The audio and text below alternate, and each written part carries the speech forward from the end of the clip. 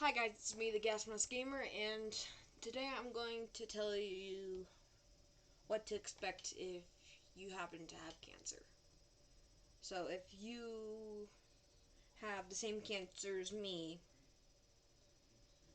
you'll first start by having your throat glands, will start to get huge, like the size of golf balls.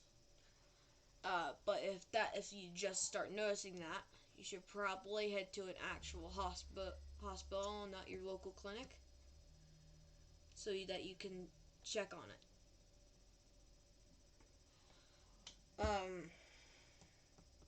Sorry, my memory is all a little fuzzy.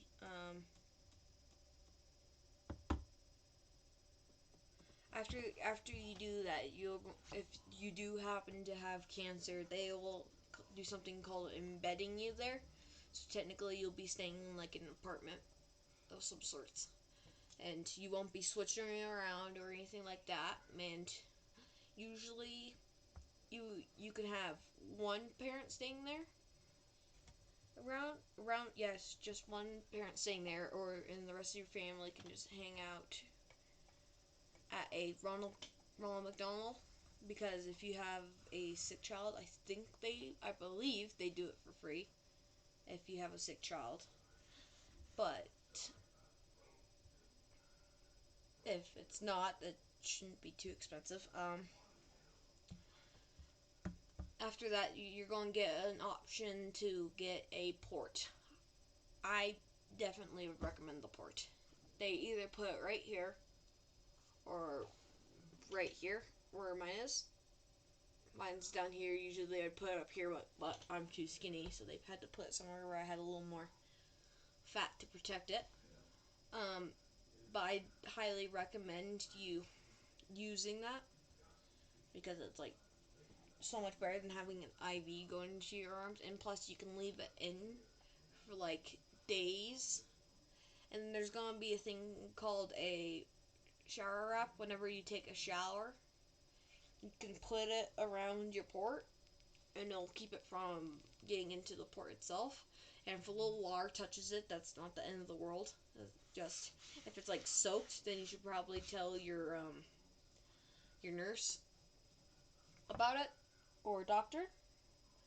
But you're going to be experiencing a lot of mouth sores, which it makes it harder for you to drink or eat food, which I know that from fact. I didn't want to eat anything. And it's going to go back and forth. One day you're not going to want to eat anything. And the next day you're going to be starved out.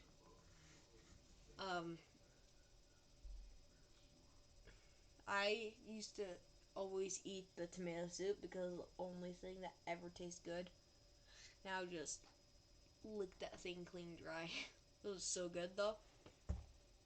But then you're gonna have to start getting. Oh, I forgot to mention. If you have something called TALL, that's only about 4 years worth of cancer. But if you have TALL, that's about 10 years of going through chemotherapy. Cause it's like the worst kind. But I happen to be lucky, and if you guys happen to get TALL, I deeply apologize. But it should be the exact same. I don't know. I didn't go through it. But you be getting a pump full of chemo every day. Your hair, you lose your hair, which is always common when you have cancer. But you'd have to wear like beanies. Like where I went to was the Salt Lake Hospital, Primary Children's Hospital. And they did good, and they even gave us beanies so that we could wear.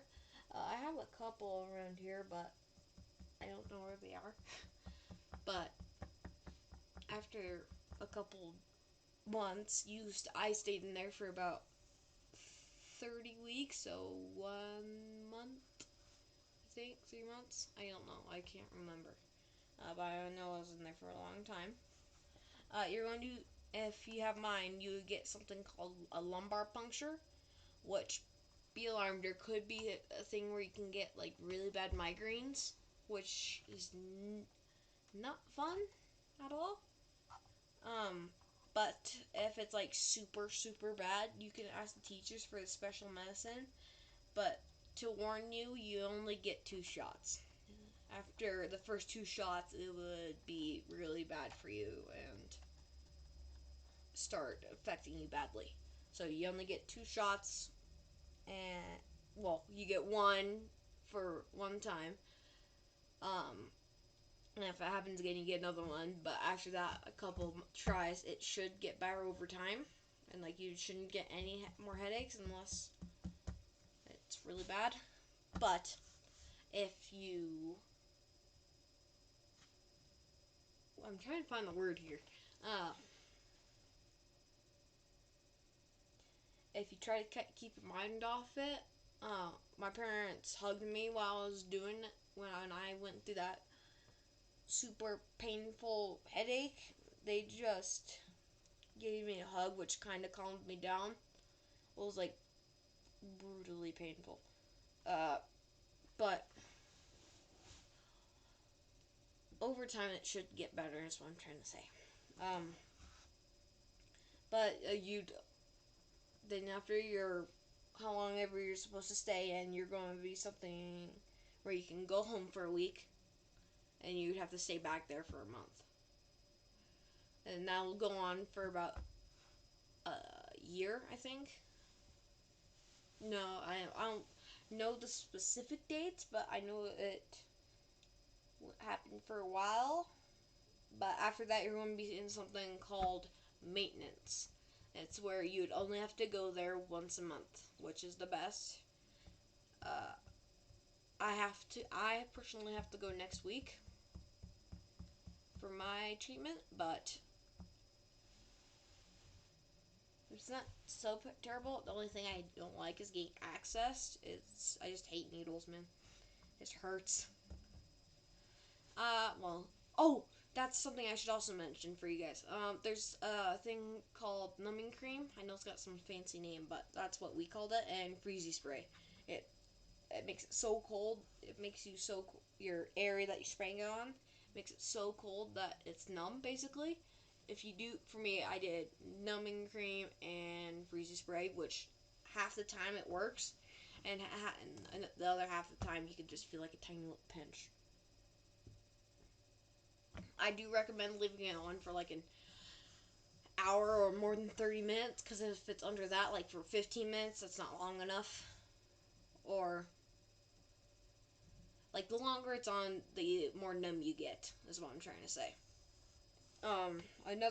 After maintenance, after maintenance in your last few months, you get to do something called ringing the bell. I don't know if that's different for wherever you guys are, but what the hospital I go to, they have bells in almost every room, basically. So, if you ring that, you are officially done with cancer, and you are now considered a cancer survivor. So, I think that's all I have to offer. I don't remember everything, to be honest, but I do remember the important stuff. You need to drink a lot of water, and I know it would probably hurt if you are the cancer patient. It's going to hurt, but if you're a parent who's has a child who has cancer, just to warn you, there's going to be some good and bad days, depending on how everything goes. The reason I'm making this video is because when I was in the hospital and we were all scared, my mom tried looking up videos on leukemia. It only told us what leukemia is. It didn't tell us what to expect. No, nothing. We didn't get a single thing, so we had to basically go through it in the dark. I know that's probably how you guys are, if you have cancer, are going, but that's the whole reason why I'm making this video. and I apologize for not posting lately. It's just been a weird couple weeks. Anyway, on a happier note, how was your guys' Christmas? And tell me what you got from Santa in the comments. Bye, guys.